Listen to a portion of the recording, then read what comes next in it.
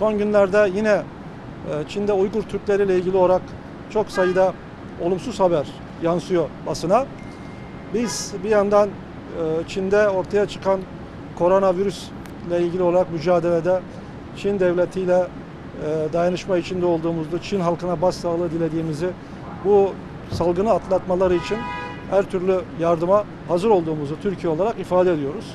Ama aynı zamanda da Uygur Türkleri ile ilgili tam da bu dönemde tekrar gündeme gelen olumsuz haberlerden kaygı duyduğumuzu, bundan büyük bir üzüntü duyduğumuzu ifade ediyoruz. Daha önce biliyorsunuz bu konu yakın takibimizde olan bir konudur.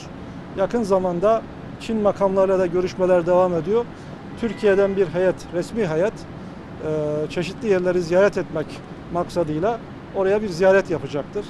Bu ziyaretin şeffaf olmasını, bizim arzu ettiğimiz, Türkiye'nin arzu ettiği ziyaret mekanlarının o heyetimize açılmasını ve Uygur Türkleri ile ilgili olarak gelen bu olumsuz haberler, bu kaygı verici haberlerin de sona ermesini dilediğimizi ifade ediyoruz.